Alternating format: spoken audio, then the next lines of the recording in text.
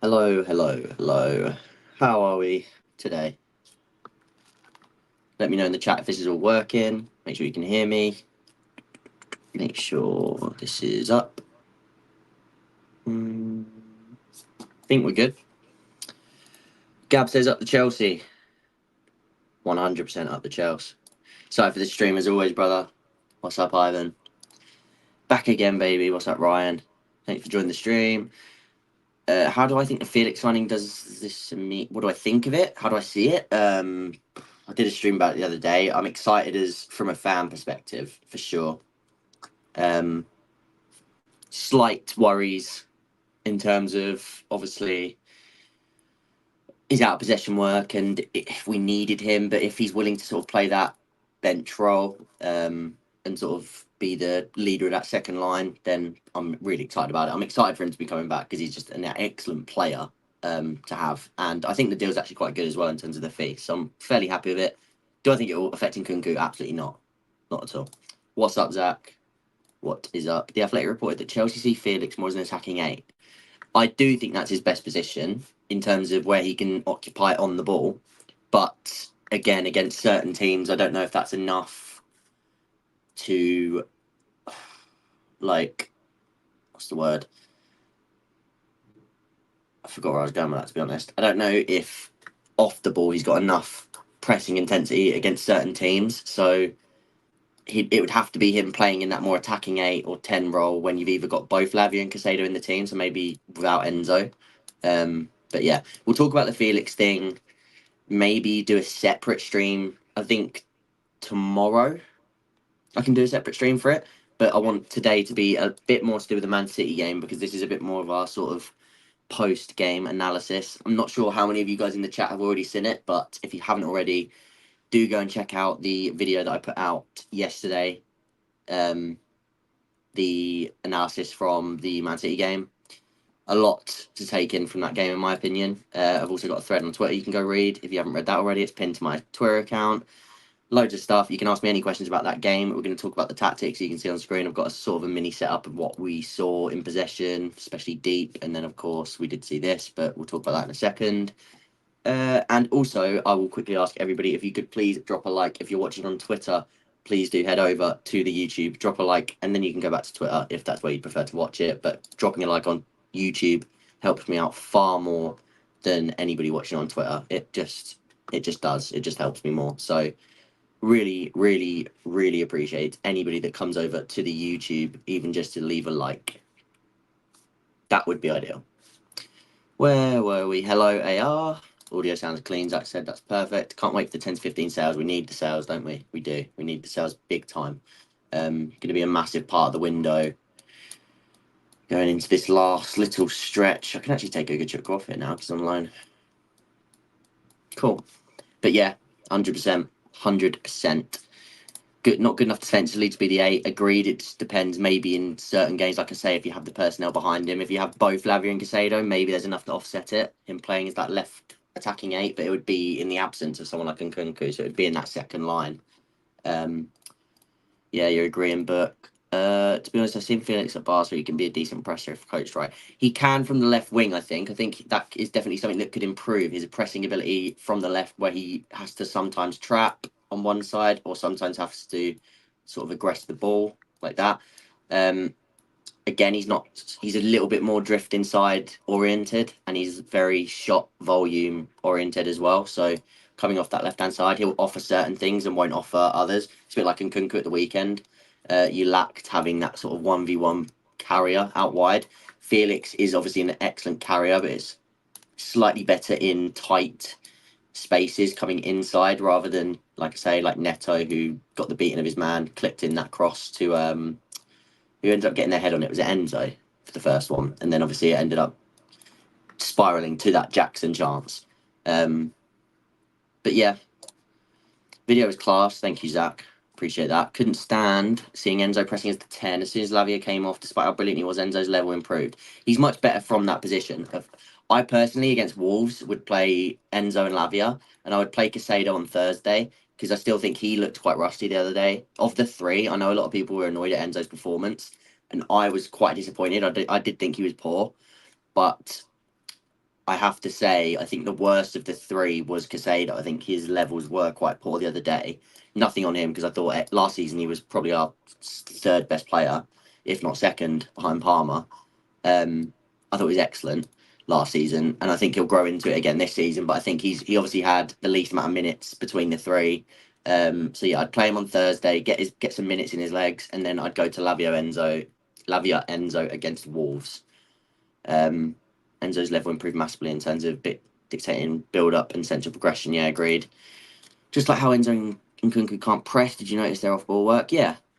Oh, you're talking about Tabuk, yeah. But I agree. Enzo's off-ball work wasn't brilliant the other day. The intensity's not there, and when he does go, it seems to be a little bit disjointed to the others. He seems to do it sort of on his own accord, especially when he's pressing in that area of the pitch, which I, again, like Zach said, not really a fan of.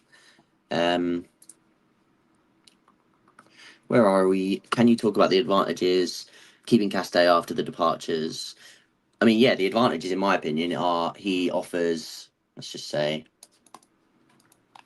this is Castell. He offers cover to pretty much all of those roles, all of the midfield three.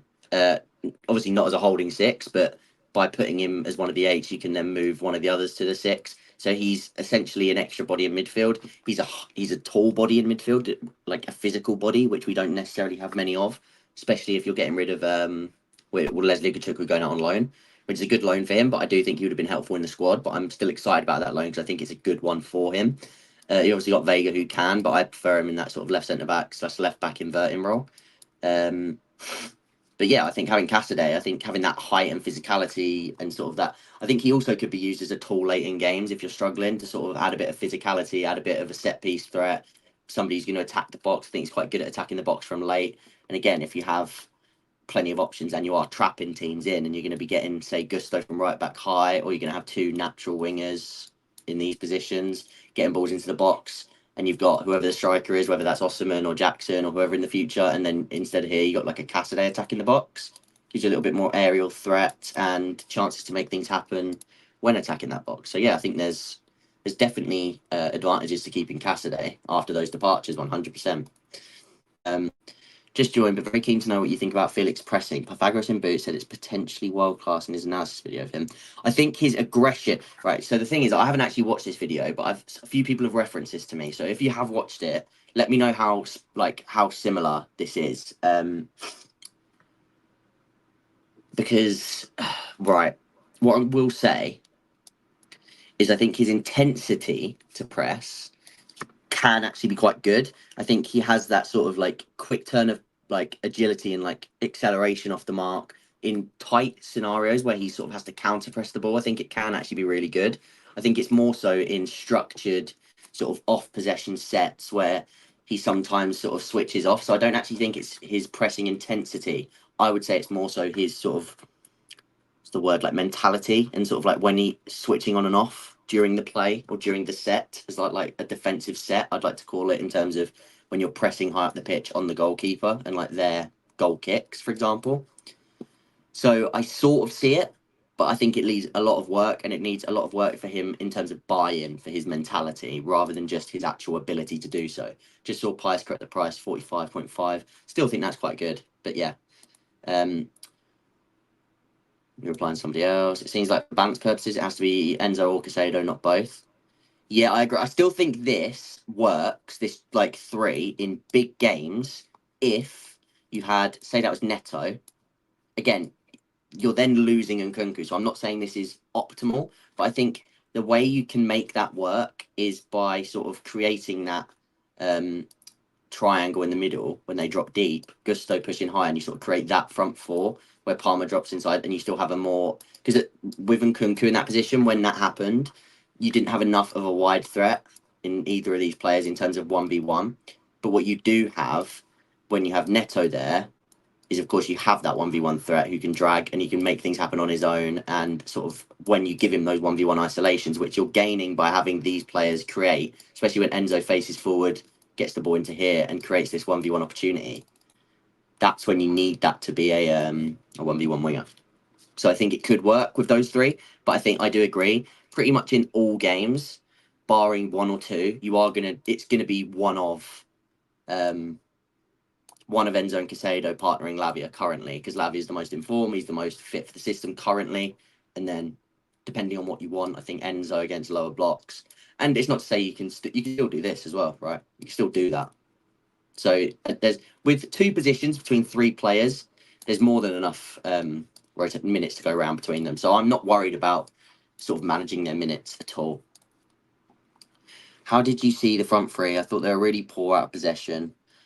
Like Enzo was the only one putting effort into press. It was disjointed, and I think with Enzo's press, I don't actually, and I love Enzo, I really do, but I do think that he sort of presses a little bit sort of on his own accord. Like I said, I don't think it's always with the most incisiveness in terms of when to go. I thought Jackson was quite poor in the press, actually, in terms of trapping it to one side. Wasn't keen on that. Again, like you say, Palmer and Kunku, again, they're just low intensity pressers. I think when you have, and again, it's okay to carry 1 or 2 of them. And I think Jackson, like, he is a very good presser of the ball, so I don't worry about him long term in terms of being able to at least do the like hard work and shut the keeper, trap one side, anything like that. I think Neto in this team, and if Neto's not playing, then Madueke on the right, for example, I think having one of them in the team is really important as well. Just again for that a little bit more intensity and athleticism going forwards and backwards out wide. So yeah, but I did think out of possession, like you said, the attackers, they had problems. I was really impressed with Lavia and Cucurella out of possession. Really impressed, and Fofana as well. I was really happy with Fofana. So yeah, getting into the game, I love Jackson, but Osman bags a chance and also gets on the end of those Neto crosses. Yep, and I don't know if you saw the video, there was one perfect example where it's pretty much like this, right? Forget where the defenders are. Of course they were open, but I just want to like sort of point out where the players were. Palmer drifted one into here between like 2 players like this. It was a beautiful pass. Jackson came across Enzo, nicked it, and it went out of play, right? Having an Ottoman would usually be that he'd already be planted in the box, or at least in a position where he's moving into that space as that ball comes in. He secured that ball in that area, and that's when these players join the attack, and they get in and around the box in these areas here. Having that box occupant striker who is known for doing it, and like it's because it's not Jackson's main game, so people like Enzo are trying to make up for that with their runs. And then, like I say, he nicked the ball off his feet, and it just wasn't ideal in the end. So I was trying to figure out how I had this before. So yeah, I do agree. Is there political pressure from the club owners to play our most expensive midfielders at once?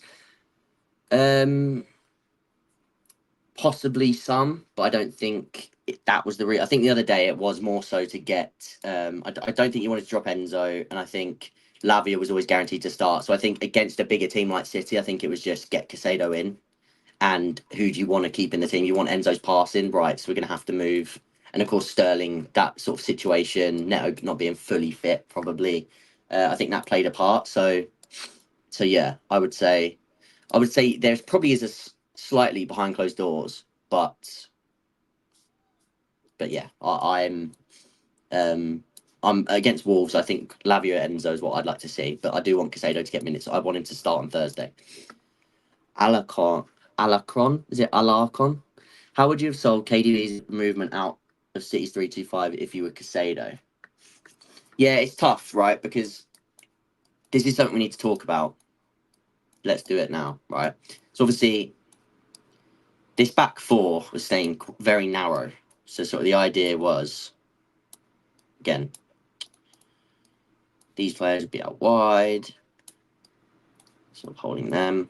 They'd come drift in, and then somebody like KDB, would drop into those little pockets there. Kovacic was often in that sort of single role. Lewis would make that run forwards to support in the half space.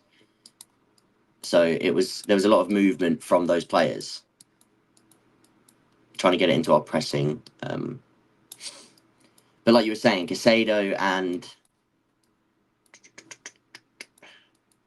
Lavia, often Caicedo was having to push out to here, and this was very prominent in the goal.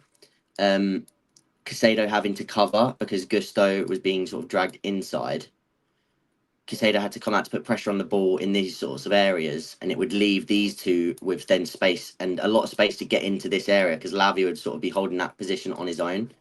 So in terms of solving it, essentially what it should have been is obviously, and this happened on the other side of Nkunku as well. And I said this a lot throughout the game, especially with Lewis when he was pushing forwards. They weren't working hard enough. So Palmer has to get back and at least force that player to either drop off the ball or give it to Doku early so that then Gusto can go and attach. And then Caicedo still doesn't really have to come out of this space here.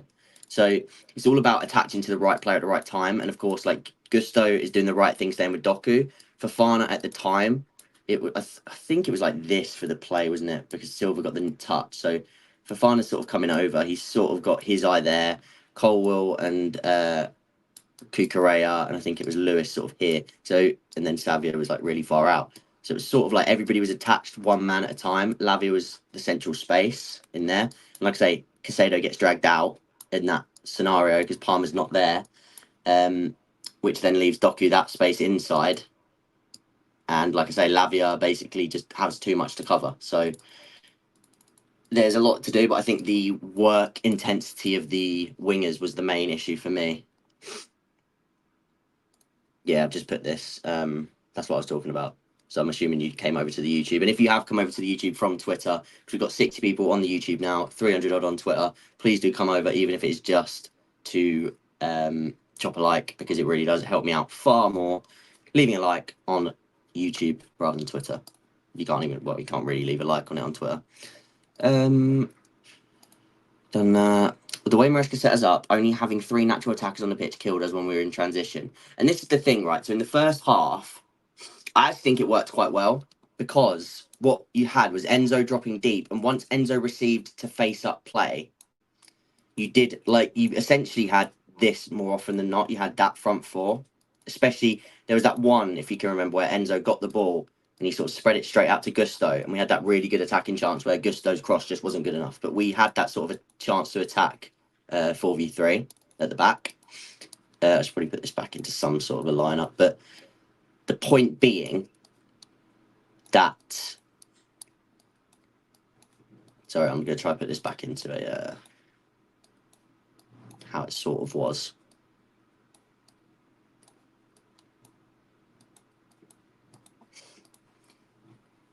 So yeah, the point being, in that half, it sort of worked to get us out into positions and attack that back line, especially when Lewis was out of it in sort of 4v3 scenarios. Where it started to hurt us was, one, we was creating those artificial transitions from the passing ability of Enzo dropping deep. And then either he was the one receiving it again in and around the box with his back to goal, or even just a few poor touches from him, which, again, this is why I don't think it was his best game. A few things were his fault. And another thing is, like I say, you're getting into these 1v1 scenarios here, and you don't have a 1v1. This isn't his game. So if you're going to do this, that needed to be Neto or someone to like fully get the most out of those transition opportunities without Nkunku being inside. So obviously where Enzo was playing the ball forward and then joining the play, what you really wanted was Nkunku to be the one receiving where Enzo was in here. And this to be someone like Neto or Sterling, or well, not Sterling, like Sterling because he went in the team, but Mudryk, for example. So it was personnel issues, but I think they actually created the chances fairly well. In the second half, what we managed to do better was push all the way up and really sustain pressure, right? So really got up and aggressive in our positioning and sustain that pressure really well. So if it is on this side of the pitch, Cucurella was aggressively positioned. Okay, these guys were all the way back in. Like I say, Doku and like they were having to drop so deep. So it's sort of like this.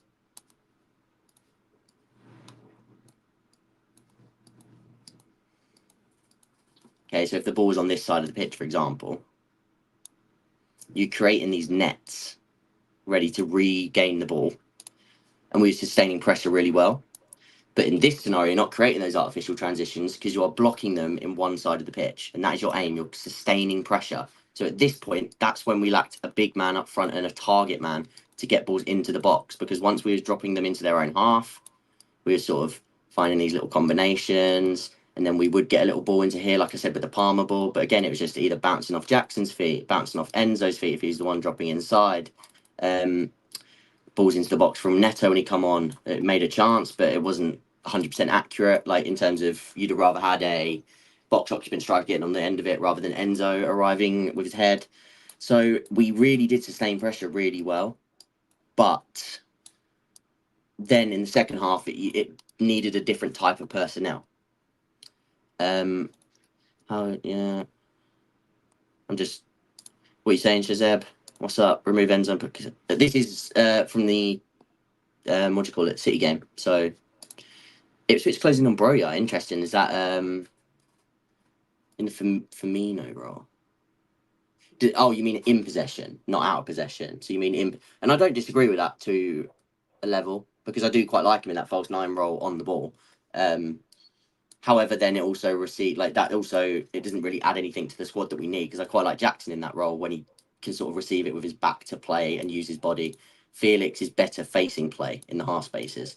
So, but I do sort of see what you mean in terms of, like, he can drop in, link play really well with sort of flicks, and he can get things around the corner moving from that false nine role. With the Ipswich Broja, is that a loan or is it a fee? Permanent. To be honest, a lot of teams have come up with a way of playing against 3-2-5 shape, pressing in a 4-2-4. So how do you come up with a solution? Like Pep used 3-1-6 against us, but that leaves centre open. Yeah, and there is always a way, and I keep trying to say this with analysis in general. There is always a way to stop something. But there's also, by stopping something, you're then opening something else up.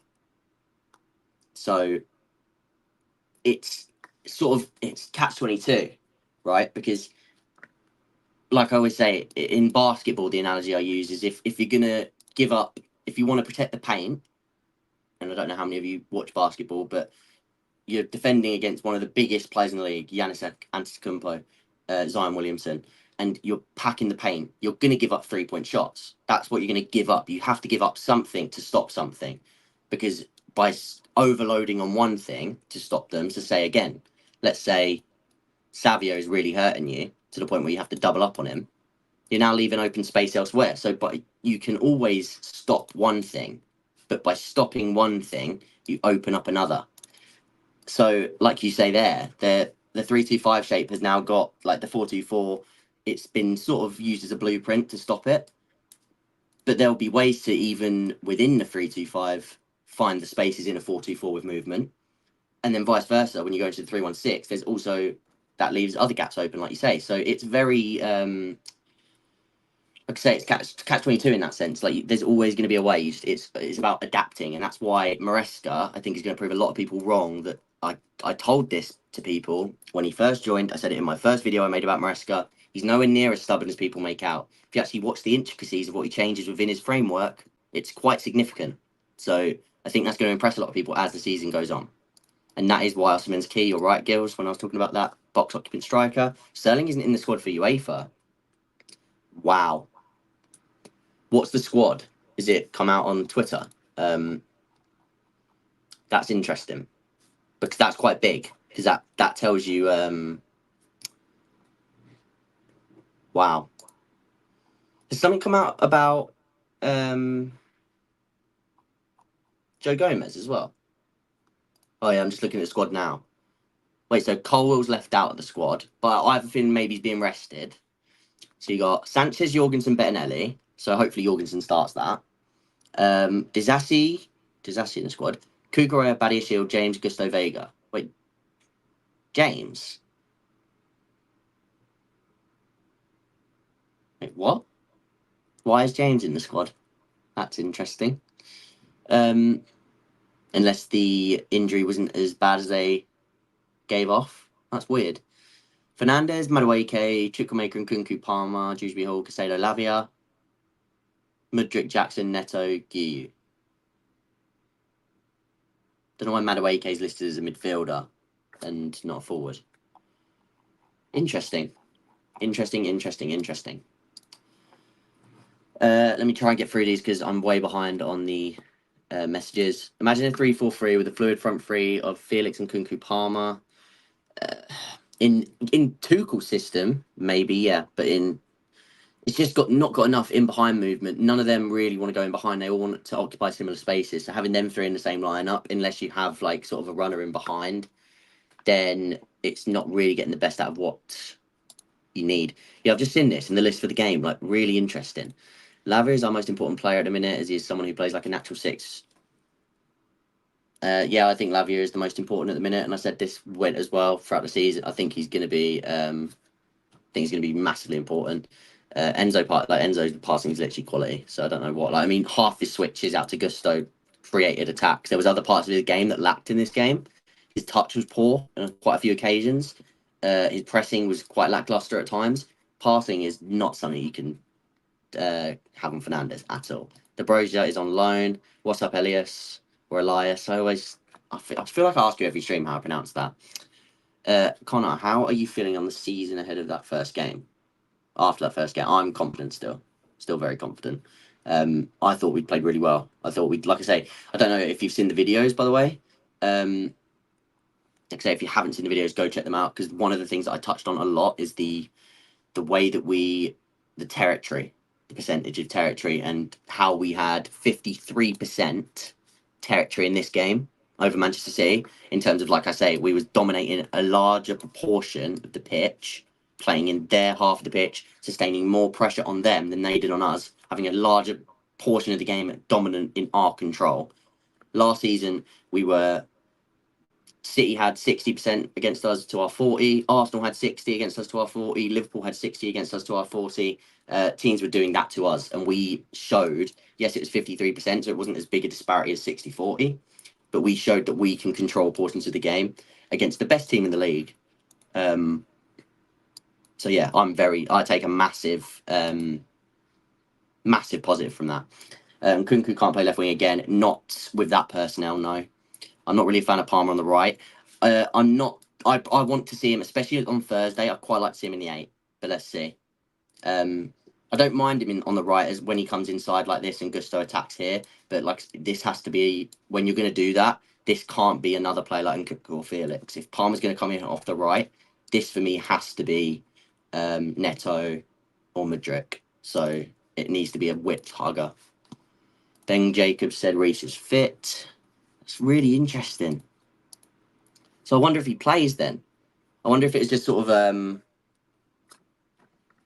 taken down a bit. I'm not sure. What do I think of the Gomez and Sancho link? Sancho is a player I loved the whole time. Now that we've got Neto, Felix, everybody, makes no sense to me. Good player, but wages, fee, room for him in the squad, just not needed. Gomez, again, for me, more of a backup type signing. Depends on fee. If you can get him in on a cheap and he sort of plays back up to Fofana, and you can get rid of someone like Disasi in the meantime, sure. But again, not much of a needle mover, more of a squad piece. So wouldn't overly be looking to go in that direction. Enzo, not using Enzo as a 6. Do we think this inclusion in the team might be a problem? No, I don't think it'll be a problem. I think against bigger teams, you might have to offset it by playing this duo instead of Enzo. But Enzo's going to be a massive piece still, long term, short term, finding a way to make all three of them work. Which, as I said, I still think all three of these can work. But the left wing personnel, if Enzo is going to play sort of as an advanced left centre mid against bigger teams only, not against smaller teams, but against bigger teams, this would then have to be a more direct 1v1 threat, so that when you do create those artificial transitions, something happens with it. And you've got more chances. Am I the only one who thinks the Enzo hate from the game was forced? I thought in possession he was good, yeah. One of our best players. Like I say, his passing was brilliant. His passing was still brilliant, and he still created a lot of chances doing that. What isn't ideal is pressing as a 10, never ideal for him, because the intensity is not there. And he does it often in sort of uncharacteristic timings, I would say.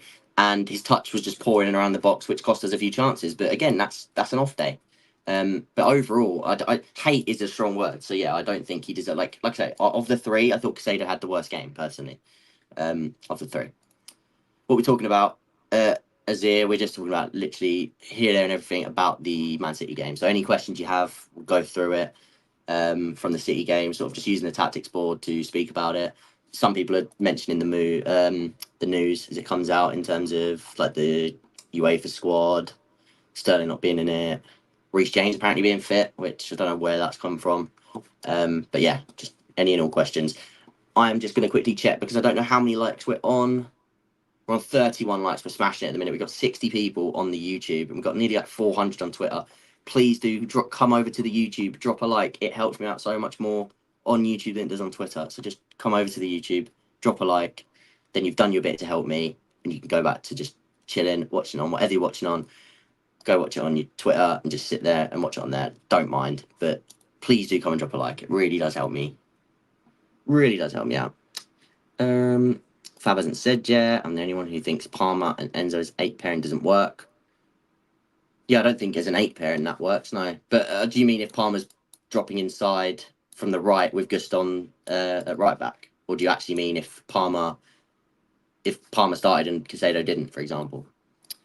If Felix is false 9, doesn't that make our team very short? Yeah, and that's another issue I have with it. For me, Felix, again, I'm going to do a stream about Felix more importantly tomorrow, so I'll go over everything in way more detail. But I think he's going to be more of a backup to multiple positions, like Swiss Army type. I think he'll play some off the left, some as the attacking left 8, some as a false 9, but it will all basically be in the second string lineup. And I think he'll come off the bench a lot when we're struggling to break down low blocks, and I think he'll be useful at that.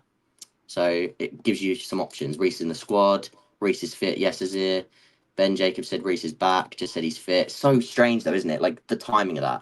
So like, what was it meant to be? Like September. So now all of a sudden he's just fit and ready. If he plays, it almost seems like it was just sort of bigged up in the media for no reason. Opinion on Palmer as a false 9 in some matches, especially against teams like City and Liverpool. No, I think I prefer him deeper to receive the ball. I think you could see when he was picking the ball up in these sort of areas of the pitch. And like I said, that ball into this area, there's not many players that try that. And he is one of them. So I want his creation. I want him dropping into the pockets to create. I don't care if he scores less goals this season. I want him to become the playmaker of this team in terms of, because he has the bravery and he will play those passes. Like I say, that pass into Jackson/Enzo, who were in those spots the other day, through the middle, like in a really tight sort of position like this. It's unbelievable. Didn't get anywhere near enough attention, in my opinion. I don't know if you guys know which one I'm on about. I mentioned it in my video. Didn't get anywhere near enough attention. It was unbelievable. Yeah, I did see he was on grass this week, but I just find it really interesting, the timing of it. Didn't think we have enough runners against City. Yeah, agreed. And that's why when you're having Nkunku and Palmer starting on the wings, can't have both starting on the wings. Same way you can't have Felix and Palmer starting on the wings. Palmer would have to be as an inside 8, in my opinion, if you're going to start Felix on the left. So you could have a Madueke or Neto out on the right. Just the balance. It's all about balance. How do you view the future team that the owners are building towards? James Cole, Anselmino, Casado, Enzo, Palmer as the vampires, but how does that look and function? Lavia as well in that. Gusto too. But I think it's an incredibly talented group, and I really like it. Like I say, there's a few profile. The main profile for me still is a box dominator. Whether that is Osimhen now, whether that was Amorodian before, whether that is Duran, that is for me is the massive part of the squad that is needed fixing all summer. And I say fixing because I still want Jackson to be a massive part of the team, but it's a profile. It's the distinct profile that this squad lacks. So that's what I'd say. But I'm very happy with the squad. Far happier than most seem to be. If we don't get Osimhen, how do we share the goals? Jackson's quite wasteful. Yeah, it's going to be...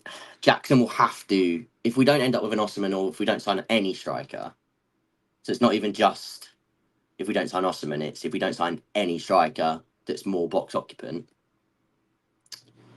then Jackson's going to have to step up in goals. Like you say, and Nkunku is going to be massive in the middle. He'll have to score 15 from like sort of the attacking 8, sort of what Dewsbury Hall did in the Championship. I think he'd have to be like that. But yeah, they'd have to be spread out. You'd have to get like Neto scoring a decent few from the wing. Palmer obviously still scoring a high amount. Felix would have to chip in. Guiu as well, maybe off the bench if he's the one. Like if we don't sign a striker at all, then Guiu's going to be the secondary striker behind Jackson. So yeah, I agree. But we need one. We do need a striker. And it's not anything on Jackson. I just want more options and a more complete tool set. Fab said, the Broza deal will have a big clause and Chelsea are pushing to make it mandatory. Cool. Cool. Not too like the salary will be fully covered. Cool.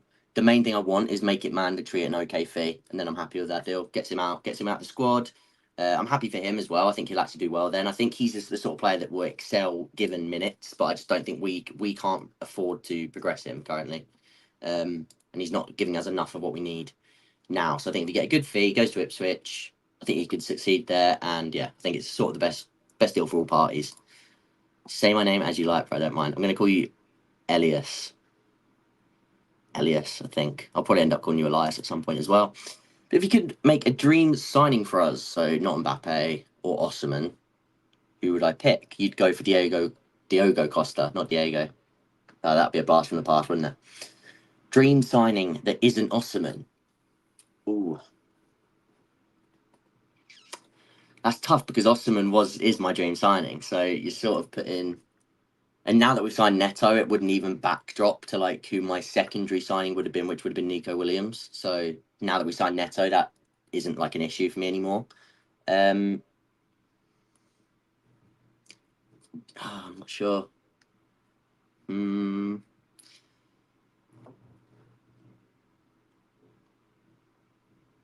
Let me have a think. Because that's really tough. Because like I say, Osimhen really has been this whole summer. Thomas Collins, thank you very much, bro. Loving the content. Keep it up. Really appreciated. And as Mohaz said, Ali, guys, please drop a like. If not for me, for Mohaz, please drop a like.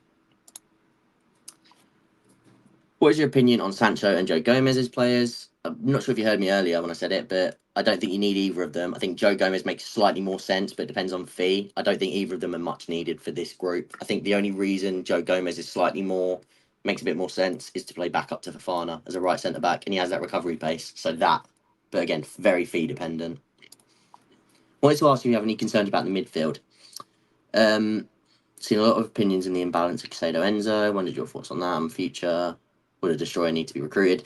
I don't think so. I'm still very happy with the midfield configuration. I still think, don't get me wrong, when you was first building out, it probably would have helped to have one of the players with a bit of height. But I do also really trust in a Gachukwu to sort of come through and have that impact. So yeah, we'll see about that. In terms of the midfield configuration, I'm happy. I think Lavia is massively important long term. I think Enzo gives the exact type of like progressive passer you need, and I think Casado is a bit of a mixture of the two, which is again a perfect profile to have. I think Casado is an incredibly rare profile as well. So I think with a Gachukwu long term, I think the midfield configuration is really good. I'm not worried. I'm not worried at all. But I'm dropping from right. Oh, you were talking about that earlier. Like I say, it depends on the balance of the rest of the team. I think if these two are playing as that left side, then yeah, I don't like it overly. Especially not in games not against top like two opposition. He's going to be a backup, I agree. I'm assuming that's all about Felix. Cheers. In fact, did watch a City review. It's just the media have been so negative about us yet, and I'll give you the reassurance from me. I'm currently happy. So if that means anything to you, I'm currently happy. Shazeb. In hindsight, that City game needed a nonny for his direct running and take-ons, which was lacking somewhat. Yeah, before Neto came on, we didn't have it, and that's what I said. I posted a graphic in my thread. I also think I put it in my video yesterday of the carry to pass ratio until Neto came on the pitch for 30 minutes, and he was still only two Chelsea players to have more than one progressive carry. The only other two were Palmer and Fofana from centre back. And again, in a progressive carry for him would be sort of taking it on the outside of the Man City block. So even that one wasn't in the sort of like way you want it to be. But the passing was far more can't think of what word to use. Prevalent, I guess. But yeah, I agree. And Neto coming on, that's fixed it. If you weren't going to bring Neto on, if you could have put Palmer into the middle and put Madueke in there, like you say, then yeah, that was missing. That is something you needed at least on one of the sides. What's our best front three if we sign Osimhen? I think Osimhen through the middle, Palmer's the wingers you mean. So I would have Palmer as an 8. So well actually no, I'd probably have, if you're gonna sign Osimhen, I'd probably still play Palmer off the right and have Gusto overlapping. And then I'd have Nkunku in here and Neto in there. So Neto, sorry if you can hear my dogs barking by the way. Neto, Nkunku, Palmer, and Osimhen as sort of the front four, but then Gusto joins to make it front five. That's what I'd say. I think Jorgensen should be our number one. I think long term he will be. I think for now I'm predicting Jorgensen to start on Thursday, Sanchez to be back in goal against Wolves, and then the next, if Sanchez makes another mistake soon, then I think Jorgensen gets more of a chance. But I think for now it's going to be Jorgensen gets both games against Servette. Sanchez comes in against Wolves again, and we sort of see where that goes. But yeah, long term, I think Jorgensen will probably take it fairly quickly if those mistakes continue. 4-1-4-1, Jorgensen, Gusto, Fofana, Cole, Correa, Lavia, Neto, Palmer, and Nkunku, Felix, Jackson. Not for me. It doesn't have enough. You can't play Lavia just literally on his own there.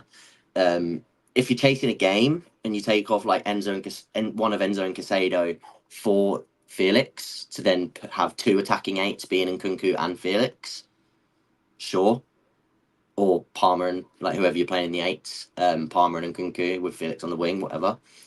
Then sure, but and then you can invert the fullback to still create that 3-2-5. But later in the game, I see it, but not long term. I don't think you can play Lavia or Casado on their own there. I think you still want a deep progressor to get into those pocket players, which is again Palmer and Nkunku, Felix, having all three of them in the team. They all want to be in the same area. I think you only really need two of them in the same team.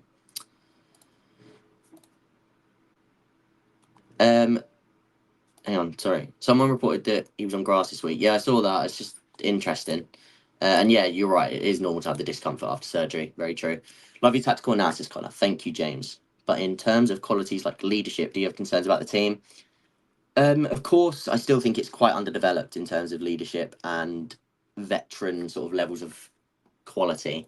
But I do think it's one of those things that can grow fairly quickly, and I am very willing to see it out and let these players become leaders on their own. I trust in Enzo as a leader. I trust in Lavia as a leader as well. I trust in who else we got. I think Cole and Fofana, given a whole season together, I think they'll really pick up on that in terms of like really progress as a duo to lead the team. James, of course, if he's fit. So yeah, I think there's aspects of it. KDH in terms of a leader, in terms of what he can offer off the bench and as a squad player and as an understanding of the team, of Maresca especially. So yes, I have my doubts, but I think given a year of consistent, again, if you can keep this duo together, I'm very confident in them two to one, grow in quality, but two, grow in leadership. So yeah. You meant Palm when he was moving into the right-hand space, right hand side, right to half space with Gusto overlaps was dropping deep, meaning Enzo pushes higher up as Maresca wants 1-8 to drop and the other one to be a shot. Yeah, yes. So when you create that 3-3-4, right? And again, that's not what you want Enzo to be doing, but if it's part of the move, like Enzo, if anything, there he is a pawn on a chessboard. He's moving there to take players away with him. So. And to like sort of open up spaces for other people. So it's not the best use of Enzo, but he understands that when Palmer does drop in, he has to do that. And again, you're not going to see it all the time, so it's not too much of an issue. The pass out ranges, I'm very sure you're on about the Palmer one, but yeah. And he's so confident he'll try things, give him the keys and let him be the primary facilitator for Nkunku, Neto and Osimhen. Absolutely bang on, Zach. Yeah, we need the box striker. See Felix our Trossard. Not a bad shout. Trossard's slightly harder working, but again, if Felix adds a little bit more in that sense, okay, for sure. And would you consider moving Palmer on as a left centre mid with Nkunku, Felix needing an overlapper? I'd like to see him at one point as a left centre, like the left attacking eight. I said that in my pre-season videos as well, but whether we'll see it soon, I'm not sure, but I would like to see it. Yeah. These are two just talking about things we spoke about the squad. How is Jackson going to be a good part of this squad if he struggles to find the net? Because he offers pretty much everything else. Because if you have a box dominator, and he also still scores goals, he scored 14 goals last season in the Prem. He stretches play into the channels. His link-up play is really good. Even that chance the other day, like he should have scored, right? Just the athleticism to even get that shot off when Edison made that save. Like, yes, I do think he should have scored, but he creates chances like that pretty much all games. And his link-up's brilliant. His carrying of the ball's brilliant. He can drop in and carry a ball forward on his own, like 20, 30 yards. So I have a lot of confidence in Jackson. we don't get Osimhen, then we must go all in for Duran in the last few days. That's what I think, but I don't think they will. But that's what I do. I agree. Can't keep playing Enzo. Yeah, I don't agree. I think we should. Opinion on Ivan Toney. Does he fit? I think he fits, and I think he offers a short-term solution. One thing I'd be slightly worried about is his mentality, which again is similar to Duran though. So I think I just slightly prefer Duran's long-term quality. But yeah, there's massive sort of positives from Ivan Toney for sure. I still would much prefer Osimhen over any of these players I'm saying. But he definitely does fit, and he definitely does bring in a short-term solution. People underrate Lavi's tackling, his dueling, his tackling, his press resistance, everything. He's so perfect. Should have kept Santos. No, I think he'll probably benefit from a year out on loan, to be honest. Gyökeres as a potential candidate. I keep seeing this everywhere. I was saying about Gyökeres when he was at Coventry, right? So you're talking to somebody that is so aboard the Gyökeres hype train. So when I say this, I want it to be very clear. I rate him extremely highly, extremely highly. But he, on most data, for most recruitment teams right now, Gyökeres will be coming up as a red flag in terms of don't go for a Gyökeres. His value is at sky high. There's not much value in him. He is way above his market value currently. Eventually, that will come down. Now is not the time for a model to invest in Gyökeres. Plus, I also think Jackson is way more like Gyökeres than an Osimhen or a sort of a more box occupant box dominator. So I wouldn't go to Gyökeres now. Does he fit the system? Yes. Is he an unbelievable striker, one of the better ones in the world, one of the best in Europe right now? Yes. But as I say, I don't think right now. I think he'd be flashing up as a. It's not the time to buy him. Neville and Carragher were a disgrace last night. Yeah, the media is just poor. Media's poor for us right now. But what do you expect? We're an easy target. We're a very easy target right now, as you guys have both just said here as well. It's easy clicks. It's easy to get Chelsea fans buying in, interacting, and it drives viewership and it drives the media. So it was always going to happen. I think Felix and Kunku can work as a double false nine. We don't play double false nine, so no. If you meant double eights against low blocks when you are, say, 1-0 down against a Brentford, possibly, yeah. But apart from that, no. What do I think about Tosin being excluded from the UEFA squad? Bit strange that both him and Fofana aren't included. Was Fofana not included? I didn't read that, if that's the truth. See, because I saw Cole wasn't included. So I'd assume that means Disasi might play then, no? If that's true. But I didn't realise when I was reading it that Tosin wasn't included. And I didn't realise Fofana wasn't included either. But interesting if that's the case. Unless he's carrying a knock or something, I'm not sure. But I think that would tell us that Fofana and Colwell will start against Wolves, which is what I like. That's what I want as well. Do you think it would have been better if we used a similar shape to the Inter first half? Not against the back four of City. We wouldn't have been able to find the +1 like we did. Playing a diamond against a back four is pretty much, or against the way that City pressed, we wouldn't have found. They would have overloaded us in the middle of the park, especially deeper. So no, I wouldn't have played that. That's more of a back five formation, or against when you're really pinning teams in, like for a majority of the game, not just 10 minutes. Do you think Palmer can play on the wing like Saka? Not really. I mean, he can. He's good enough for it, but it's just not optimising him properly. Opinion on Casado and voting from fullback? Would love to see it. Don't think we'll see it because we've got Cucurella, Gusto, Reece when they're all fit, and Vega now too. So it would work, but I don't think we'll need to see it. I think Cole can develop like Saliba. I don't see them as similar players, but in terms of how he can develop, I still see him as a top tier centre back.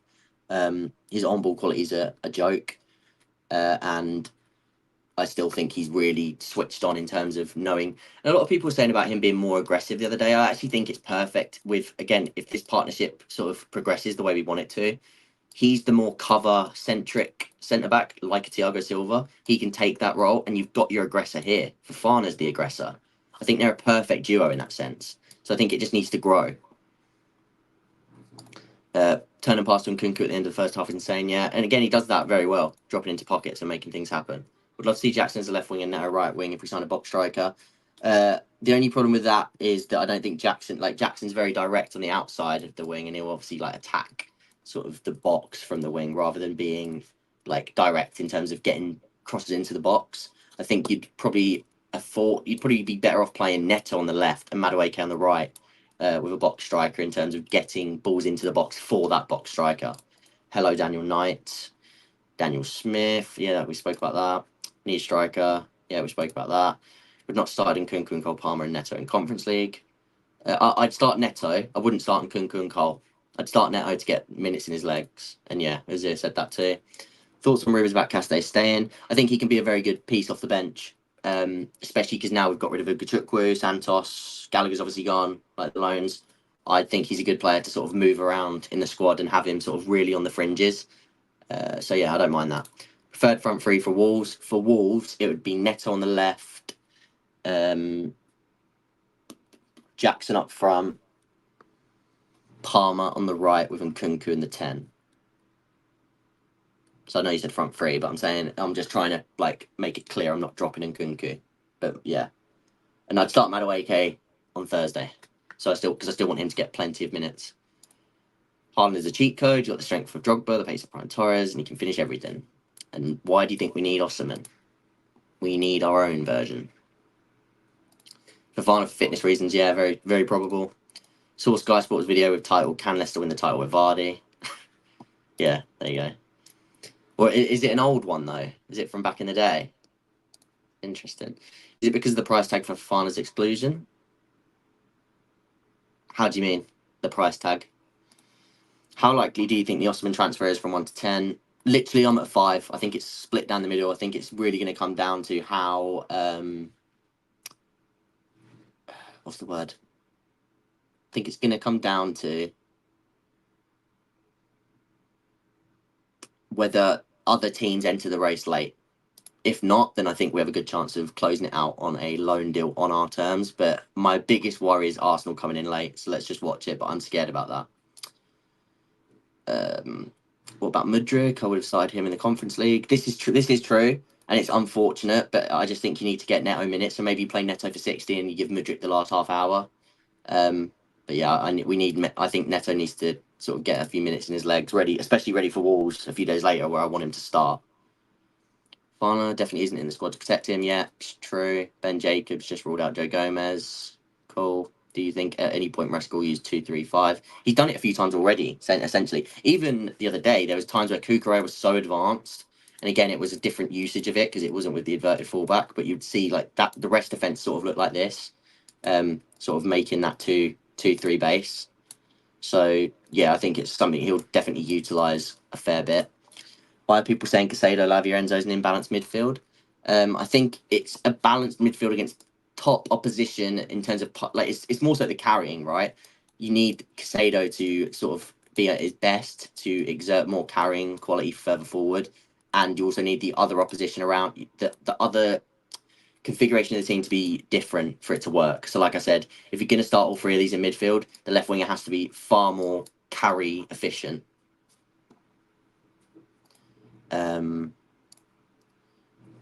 UEFA rules have different FFP standard than EPL. They do, yeah. Lavia, Casado, Enzo. Oh no, yeah, but it won't be to do with. No, I don't think it will be to do with his fee, if that's what you mean. Lavia, Casado, Enzo versus Cover, KDB, Silva, 183 to 221 touches. So yeah, the stats. We were good in midfield. Like I say, we sustained pressure so well, and a large part of that was because of the midfield. So yeah. Connor, what do you think of Kukurea long term? I thought he was really good the other day. A lot of people were really annoyed about him because I think he got skinned by Savio like twice in the counter. He's so important, so important. If like when I'm talking about these metrics such as territory and how we sustain territory, Kukurea was brilliant the other day. So good in terms of aggressing the play and keeping it trapped in their half and allowing us to get attack after attack after attack. But it just doesn't get seen because he doesn't always win the ball, but he's always up like tight on somebody in this scenario. That even if that ball sort of comes in the air and he doesn't win it, he's close enough to the man that he sort of allows that ball to go past him, and then someone like Colwell can retrieve it. But he's done his job there. He's not won the duel as a stat, but he's won the duel in terms of what it means for the rest of the team. That's big obligation for Bro if Ipswich stay up. That's cool. Swapping Enzo and Casado versus City would have made sense. Yeah, to an extent, yeah. I think they were very. I think it was just passive to have these two both in the hole. And it did work to sustain pressure, so I'm not overly annoyed about it for that game. Who would you play in midfield in the Conference League? I would play Casado because I want him to get minutes in his leg. Oh, don't want that. In his legs. I'd rest Lavia and Enzo, so I would go Casado.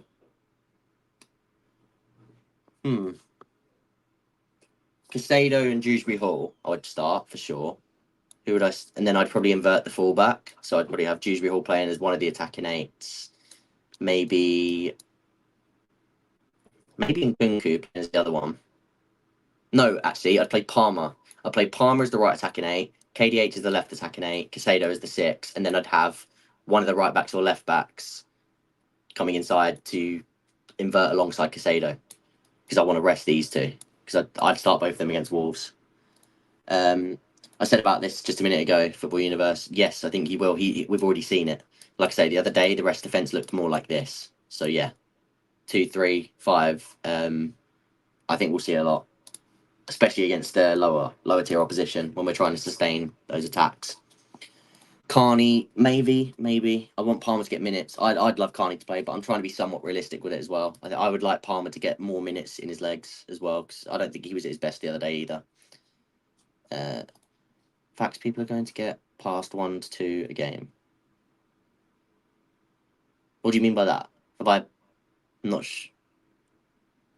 get past 1 to 2 a game. I'm not sure what you mean by that. Feel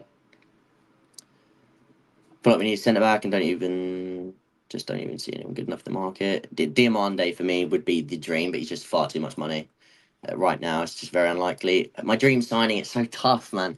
I would genuinely say Osman, but then you say without Osman, I would say Diamande, because for me, he's the centre back that I would love to sign. Purely on the fact that I'm worried about Fofana being injured. Other than that, I wouldn't even bother. But we need a striker. So, like, dream signing. There's not another dream signing striker for me other than Osman. So it's hard to say. But positionally, oh yeah, you're right. Zia getting Kukurea twice. Yeah. Positionally, we do need a striker more. Vega invert with Reece as right centre back. Yeah, I'd like to see that. Vega in midfield with Casado with Reece at right centre back. Yeah, absolutely. 30 million for Broja. Only if they stay up though. So big. Love the thumbnails. What app do you use to create them? I don't create them myself. I'm useless in terms of graphics. One of my friends, he's a graphic designer. So yeah, I do tag him in some stuff every now and again. His name on Twitter's Nick M Creates. So yeah, hit him up, show him some love. Follow him because he's brilliant. He's brilliant. Free James Fitz started on Thursday. We'll start him and get Root. Yeah, get rest for Gusto. I'd rest Gusto anyway. If well, now we know it's not happening because Acheampong isn't in the. I would have started Acheampong if Reece wasn't ready, obviously, because I didn't even think Reece was going to be in the squad. Would Yokeres work with Maresca? Yes, but I just don't think the value's there right now. I wouldn't go for Hummels. One, I think you'd get absolutely eaten alive in the man-to-man pressing system. I'd rather give those minutes to other defenders, personally. Hummels, again, like Silva, an absolute great of the game, so good. But Dortmund fans were happy to get rid of him for a reason last season. There's external factors with him, and he's obviously getting to that point now. Same with Silva last year. He's getting to that point where they can hurt the team out of possession overall. That was the A list. Cole was listed on the B list for homegrown players. Cool. Josh. Oh, yeah, cool. So Cole isn't out of the squad. Cool. What's happening with Carney? No idea. People are saying that there's a likelihood he could go. Maybe on loan, maybe a transfer, obviously maybe a fee. There's keeps being links about Palace for 20 odd million. Got that release clause apparently of 40, so who knows?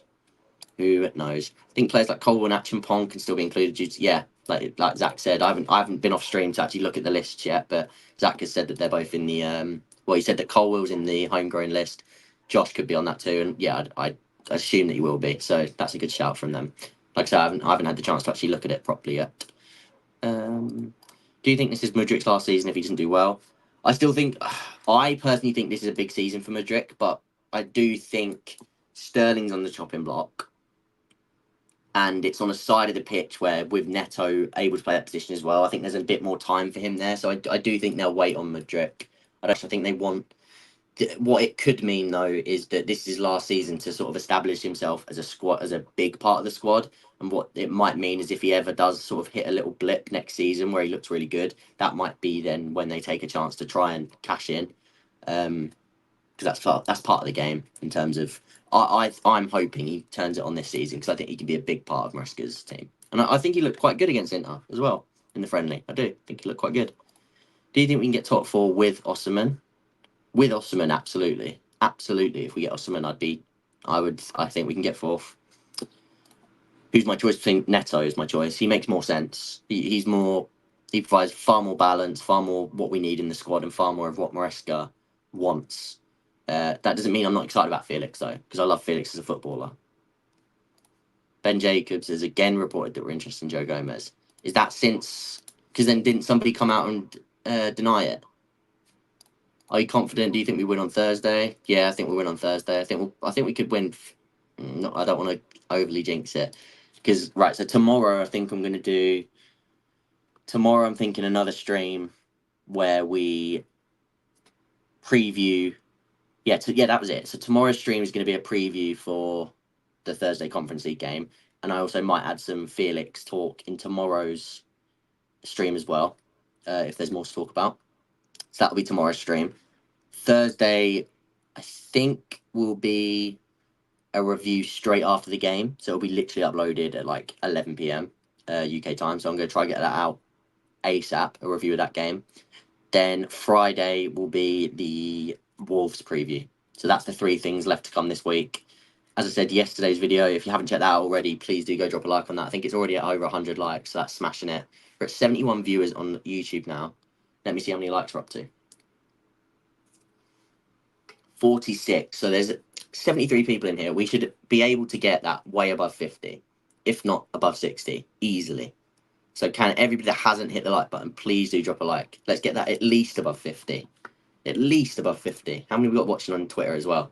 The 467 people, according to this counter, watching on Twitter, please do quickly jump over to YouTube. Drop a like. The YouTube link is in my bio, so it's not hard to get to. Just straight on my YouTube, straight onto my Twitter page. First link on the YouTube. Drop a like, and then go back to watching on Twitter. But if every single one of you dropped a like on it, which I know is not going to happen, we'd be up at about 500 likes, and that would absolutely explode the stream, explode my YouTube, and it just makes everything so much better for me. Everything so much better, and I can continue to make far more content, far better content. I can start to get way more for this community. Speaking of the community, how many of you guys in this stream are in the FPL league? Put a 1 if you're in the FPL league. And if because I wasn't very happy with my team this weekend, didn't do as well. I mean, I'm happy with it long term still. But a few underperformers this week for me. Yeah, got quite a few ones here. How are you guys feeling about your teams after your first week? I'm just concerned about Felix's work rate, especially at possession. Other than that, I'm happy with his signing. Yeah, it's fair. That's a fair point. 80 points. Fair play, Ivan. Very good. I'm assuming you had Salah and maybe who else did really well? Havertz, maybe? Because I went without Salah. Like dropped. There we go. Unknown 12 has dropped the like. How many more of you can do exactly as Unknown 12 has done and drop a like? Do you think we should just drop the Conference League? No, I think we should compete in it, really. Where's the link? Oh, for the FPL League. If you go onto my community page on YouTube, it should be there. But I'm not sure now if you join FPL if you've missed game week 1. I have a feeling... I do have a feeling that it might be too late, unfortunately. Fairs, we jumped to 54 likes. Let's go. Somebody else said it as well. Whereas I've liked already. Let's go to very top tier supporters of the channel. So if you haven't already, please drop a like. Good. Got 69 points, but Captain Palmer. Yeah, that didn't pay off. That's fair. I think I captained Isaac, who got an assist. So yeah. Jay thinks you'll start the week after in terms of if you so yeah, you'll be at a disadvantage. But the link is on my sort of, if you go to the community part of my YouTube, the picture with the code is there. Yeah, Salah captain. Yeah, cool. Yeah, see, last season I did quite well as well. I think last few years I've been finishing at least top 100k. Not top 8k though, not last year anyway. But yeah, I usually forget a few weeks, which is usually like my undoing. But I'm very determined this year to not miss a single week. Fans turned on Maresca way too quick. The moaning and groaning is really annoying, isn't it? But I think it'll be okay. I think hopefully it'll be okay. Now that we've got a bit of a better run, we've got City out the way. If we can get a few wins, that's another reason why I kind of want to go slightly strong on Thursday, get a big win. And then if we win Thursday and then beat Wolves on Sunday, all of a sudden the narrative changes quite quickly.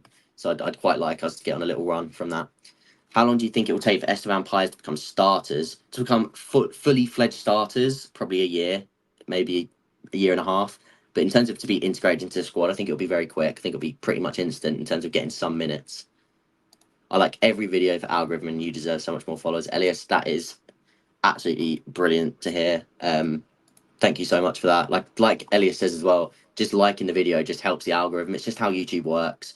So just people coming over and dropping a like, I just appreciate every single one of you that does that, because it just helps push all my content out far further. Have much higher aspirations for the end of the year. Hopefully we're doing this on a much bigger basis towards the end of the year. Long term, of course, I'd love to improve my setup so that we can get higher quality, get big guests on. I've been talking to some like big Chelsea YouTubers lately, who are showing me some love as well. So again, making collabs with them, doing streams with them, and it maybe even one like eventually being able to sort of do podcasts and things in studios, all these sort of things. That's the long-term goal. So every single like, as much as it might not seem it, is helping towards that goal. Yeah, Ivan, you are always here to do that, 100%. Absolutely quality in my opinion. Love your analysis. Also a cool, intelligent guy. My guy, Ivan. You're always here to support the stream. Like Elias says as well, both been absolutely class. Top guys. No chill in the squad also. Yeah. United deadline bid. How do you feel about Neto, Felix, and Kunku frontline? So what? Felix is the 9, and Kunku off the left, Neto on the right. So what would Palmer be as an 8? Because I think without Palmer, that has sort of like Felix can drop into one of the half spaces and Kunku as well. So yeah, I think that would work. But with Palmer in there as well, I think it's a little bit overkill overall. So I think the main thing is Felix and Kunku Palmer. I think 2 of the 3 can start on any given occasion to get the best out of everybody and to not overclog that area of the pitch. As Daniel said, I hit the like button. How many more of you will hit the like button like Daniel? You starting a Chelsea Tactics podcast would be top. Need that. That would be that. That's the dream, isn't it? That's the dream. To start, like I say, I'm doing YouTube streams. Like Chelsea, like Tactics Talk is sort of got that podcasty feel where I sort of just want to sort of do a few of them a week, talk to the chat, and discuss tactics. I've also got that playback channel that I'm sort of trying to work on a little bit. That's also Tactics Talk. I think it's called Chelsea Tactics Talk on playback. But yeah, the long-term dream obviously is to go fully fledged into a big podcast, the YouTube channel to explode, continue going on the same way we're going on Twitter, going to studios, everything. I've got so many high expectation long-term. Do you think the 2-3-5 build-up with both fullbacks inverting with Enzo 6 would be beneficial? Enzo doesn't seem comfortable receiving on the half-turn. I think he's absolutely comfortable receiving on the half-turn. He's better facing forward, which is also another reason why I think he's better when he's in a pivot, to say with somebody like Lavia, who's so good at receiving on the half-turn. But the best way to get one of the biggest patterns that you get, so let's say that this was a 2, Enzo was sort of, again, forget, I'm just going to move these guys out of the way. If you had, so sort of what you're talking about, something like this, right? The 2-3. What you'd want is these 2 to actually be slightly more advanced so that you can sort of have these 2 centre-backs. They play the ball up into the half space. It's basically up, back, through is like the combination that you'd call it. So an up, back, through combination of one of the centre-backs into one of the half space players who lay it back off into Enzo, and now Enzo is facing forwards and he can make that decisive ball outward to the wings, which he does so well. So yeah, do you go to games? Yeah, I do. Not to not a season ticket holder or anything, not every single game, but yeah, I go to as many a year as I can. So yeah, I do. Non-Chelsea, but how do you rate Savio? Savio was really good. He looked good in Community Shield as well when he came on. Just him and Doku are just going to be having again, Pep having the option to have two real high quality 1v1 wingers is just going to be amazing for him, because he's now going to have two direct 1v1 wingers. He has a little bit more of a conservative type with Grealish on the left. He can play Silva out wide. He can play Foden out wide to have more of an infield. This is what Pep and this is why I want multiple profiles from Maresca. It just gives the manager the decision to make, and if they have the decision to make, perfect. They can change things up based on opposition. Would you consider playing Gusto as a right wing when James is back? I don't think it's necessary. No, not really. There's far more in the squad to do. I think if anything, you'd be better off just playing Gusto at left back if you really want both in the team. Sky Chelsea will try to sign. Is this what Sky have said? Chelsea will try to sign a new striker during this window after they complete a deal for Felix. Osman has been a target all summer, but at the moment Chelsea would not sign him on a permanent. Interesting. Enzo Lavia, pivot or Casado Lavia. Enzo Lavia against Wolves, and Enzo Lavia against the lower blocks going forward. Casado Lavia is the sort of, again, in the big games, and again, it's never going to be as simple as which of the pivot works, because all three of them are going to get so many minutes this season. There'll be times where it's Enzo Casado. So, but yeah, for Wolves, Enzo Lavia for sure. Do you think Gusto should play the full 90 on Thursday? No, I don't think he should. I think it should either be Reece if he really is ready. If not, I'd play Achimpong. I'd rest Gusto for Wolves. Could be going back to 100-point team type dynamics with Doku and Savio. Yeah, that's true. Like with Sané, Sterling. Yeah, true. If we exclude Chilwell and Sterling, how do we make the homegrown quota? Usually with the homegrown quota, it is sort of the younger players will be inducted in the squad. They'll be part of the numbers. So all it will mean is we can't add as many non-homegrown players into the squad. But as long as it works with the amount that you've got, then you can add someone like Achimpong, and you can just register them to make up that quota. But of course, you've also got players that we didn't have last season. You've got Tosin now. You've got KDH. So that's 2 for 2 if you're taking out Sterling and Chilwell. Obviously, Gallagher's gone too. So Neto, as you said, yeah, it's true. So I'm not too worried about that. They'll have that pretty locked up. Yeah, they'll have that under control. Madueke, there's plenty. Reece, Colwell, of course. How do you rate Vlahovic? Maybe a sort of Sterling. I do rate Vlahovic, but not. Again, it's not what we need now, in my opinion. I probably would have took him last year for Poch ball, but I think I want more of an exact profile, which isn't quite him. But I do rate him quite highly. But yeah, his ball striking is exceptionally good. Been going for an hour and 15. Let me check the likes now. See how we're doing. 61 likes. Can we get? Yeah, his ball striking, as Zach just said. Unbelievable. In the next 5 minutes, I'm going to end the stream in 5 minutes. Real big challenge now. For the last 5 minutes, can we try and get up to 75 likes? We're on 61 currently. That's 14 more likes. I think it's very doable. If you haven't done it yet, please do drop a like. Any last minute questions, please do let me know in the chat. We're going to go for another 5 minutes, and then I'm going to have to end the stream. Going to go watch Lille in their Champions League playoff game. I've just seen PSG have offered Man United the chance to sign a guy on loan with the obligation to buy. It's not much different to what they're already. It's still an obligation, so just offsets that payment for a little while. Which teams have you been following recently outside of the PL? Good question. So Serie A I've been following very closely, ready for the season. So for the Serie A this year, it's going to be Roma, Juventus with Motta now, AC Milan because of Fonseca now. There was another few, Como because of Fabregas, and there was another Bologna purely because Motta's left, and I want to see how they sort of recover from quite a big summer.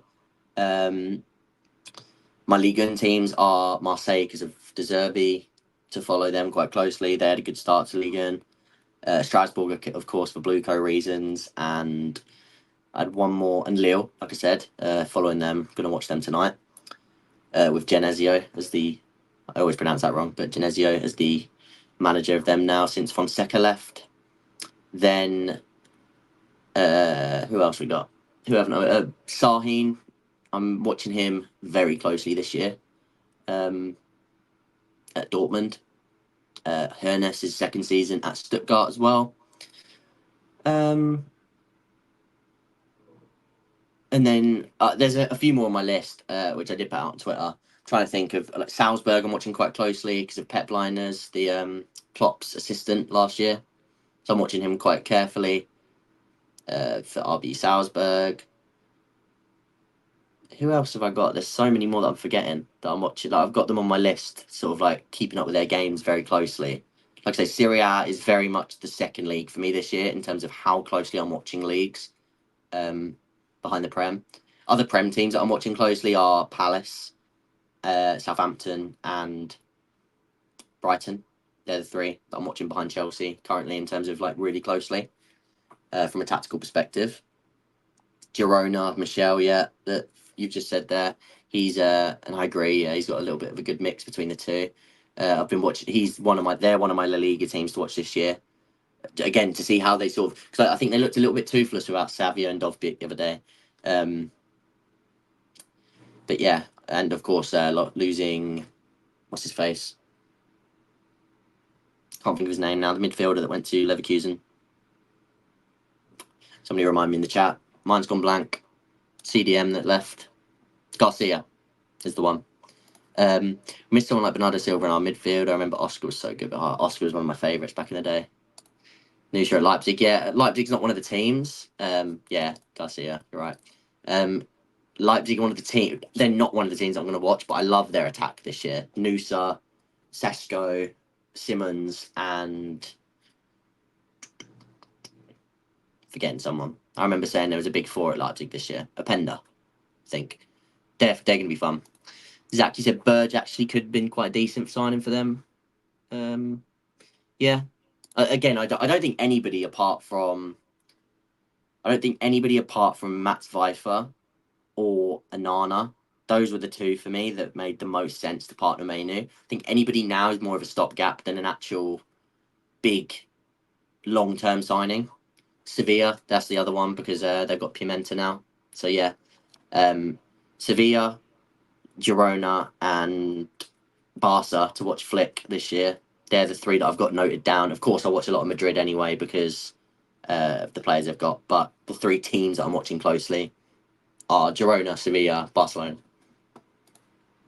Lukeba might get a big move. Yeah, true. Do I rate Madueke? I rate him highly in this system. I think he's going to be really important.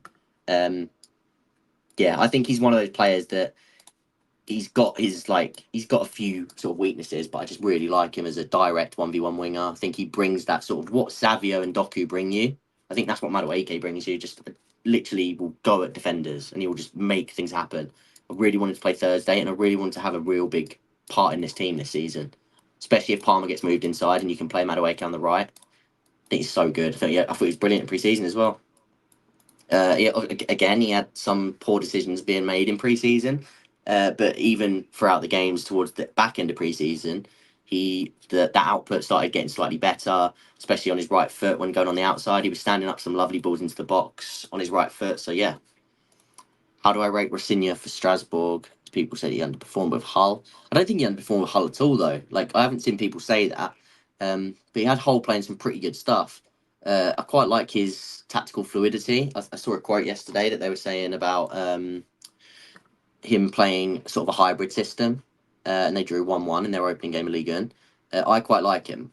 I think it's a savvy appointment to sort of progress play in the right way and close enough to Maresca that you can sort of get a little bit of a good tactical understanding in those youngsters and embed them going up. So yeah, I like that. Yeah, Atletico as well. I'll be watching a lot of them, but again, more so for the signings than for the actual tactical nous of the team. But yeah, I'll be watching a fair amount of them because of the signings as well, just to see how Gallagher gets on because I do like him. I still have, as much as I don't think he would have. I think it was the right decision to sell him with like how it was going and the midfielders that we already have at the club that I think are better than Gallagher. But I still have a soft spot for him as a Chelsea lad, so I'm going to be watching him and hoping he does well. The game against City, he was good in pre-season. Madueke is that, yeah. Thought he was, like I said, I think even against Inter, quite good in that first half, really dangerous. So yeah, Strasbourg looked good on the first match day, and plus I like him as an English coach. He challenged himself going abroad. Yeah, very true. Yeah, like I said, I like him. I do think he's a good. I think it's a savvy appointment. Noni, yeah, against City. Yeah, I agree. We're on 66 likes. I'm going to try and keep going for a few more minutes because I really want to get that 75 before we end the stream. Really want to get that 75 before we end the stream. So if you haven't already, please do drop a like. How many have we got watching through Twitter now? 505 through Twitter, 53 through YouTube. So everybody come over and just drop a like. We could have 500 likes if everybody just came over and dropped a like. How easy is that? When you put it like that, it's almost too easy. Almost too easy not to do, I would say. Madueke recycled the ball against Inter, which I loved the most. Yeah, he was more selective on when he did things, wasn't he? And that's very like Pep Guardiola in terms of like what we saw with Grealish and how he sort of infused Grealish to slow things down at times, decide when he's going to go, and think long term. The more that Maresca works with Madueke, you'll see more of a decision making of right when I'm in these positions. Have I got the right? Have I got the right area and the right? Am I in the right position to attack this man, or do I need to recycle and allow pieces of the chessboard to move so that I end up with an even better scenario where I'm really isolated with this man and I can go 1v1. So I think it's just understanding and principles long term. I think that'll improve under a coach that excels in getting you into those positions. Just curious, how do you rate Brighton under their new coach? I think people are really overrating the coach, but they got some ballers. It's hard to say whether he's underrated or overrated now. He's done some brilliant stuff. He's young. He's got quirky ideas, which again, it will work very well to begin with, but then we're going to see how good is he at adapting. Being a young coach, that might take longer. I still think they'll have a few spells this season where they struggle, like they did with the Zerbi. But I like their squad, and that's why I'm watching them so closely because they're a quirky tactical team, and I think it's going to be fun to sort of assess what they do.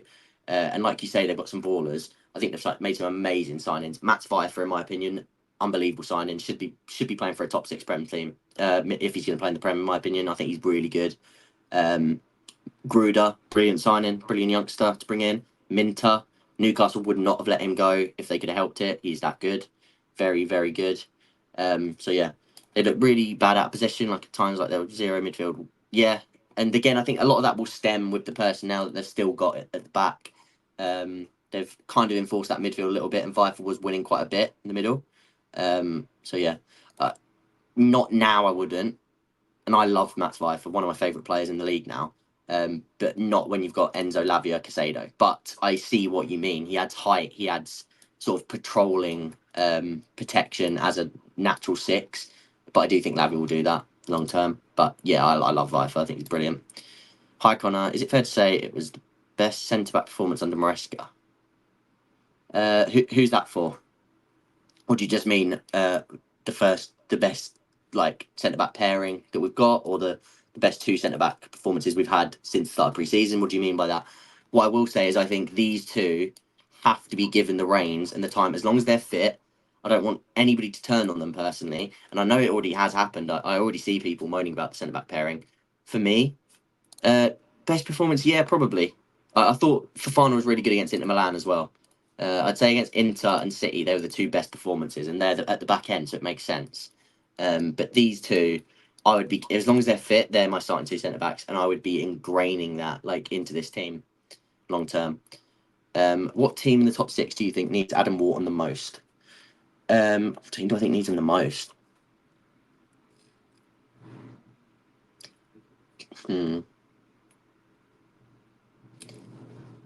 Needs him the most is hard though, because I think Liverpool would really thrive with him. The only reason I won't say United is because, it is United in terms of what they need, but I think with Maino it doesn't quite work. I was gonna say Arsenal, and I've just seen actually Football Universe said Arsenal as well. I would say Arsenal, because it can unleash Rice more as a left-sided 8, and he can be the controller on the ball. So I would say Arsenal, but I'd also then go as far as to say City could easily go for Wharton next season as like the long-term Rodri replacement, and it would work really well. So put it this way, he's gonna play for a top team. Absolute 100% guaranteed he's gonna play for a top team. How do you rate Thomas Frank? Thought he's starting to become underrated. He's perfect for what he does, I think. I didn't want him at Chelsea at all, but I think he'll keep them up. Even if Tony goes, I'm not too worried about them staying up purely because I think he's more than good enough for that level. So yeah, City with Bruno G, yeah, they are after him. I still think it does have the dueling ability, doesn't it? So it does add extra dueling ability to that team when Rodri's gone to bring in Bruno G instead of Wharton. But Wharton's underrated dueler as well, in my opinion. It's just not his because of his natural build. People would sort of go away from it. Thomas Frank should replace Inzaghi. That wouldn't be a bad shout. Maybe lose a little bit of on-ball qualities that Inzaghi, the sort of roaming centre-backs that Inzaghi has, but then Brentford of old had that too, so I could see that. And systematically it works. Right, we're on 67 likes. I'm going to give this another few minutes because I do need to eat some dinner before this Lille game, and I've only got half an hour because I've been going for probably about half an hour more than I intended to. I've been going for nearly an hour and a half, so I'm going to end this as it hits 1:30, so in about a minute's time. Opinion on Russell Martin and Southampton. Really like his style. Really happy they've got Ugachukwu on loan. Really happy he's going to be there. I think being under Russell Martin is going to allow Ugachukwu to get more on-ball build-up responsibilities, which will be good for him long-term here. And I think that by being in a team that is going to suffer more out of possession, especially against bigger teams, it's also just going to give him that sort of extra minutes in the legs, extra out of possession sort of need. They're going to need his out of possession prowess, which will just allow him to sort of flex that out of possession muscle that he has. So I think it's a win-win. I think he's going to be really good there. I think he'll progress both on and off the ball because of I think that's a perfect choice. So yeah, I'm gonna end it there.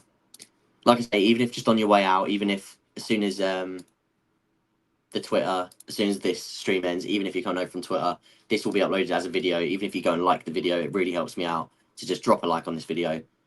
Like I said, big stream today, an hour and a half. We're going to be back tomorrow with the preview for the Chelsea v Servette game on Thursday. We're going to speak about who we want to see play, how much rotation we'll see, a few predictions for the game, all sorts to do with the game. So we'll leave the City game here for today. If you want more info on that, thread on Twitter, YouTube video that was uploaded yesterday, and then you've got this stream from today. That's 3 things that I've covered the City game from now. We're going to leave that in the past. We're going to move on to Servette on Thursday from tomorrow, where we go into speaking about the future rather than this game. But overall, my final thoughts on the game, I'm positive going forwards. I was happy with the way we performed.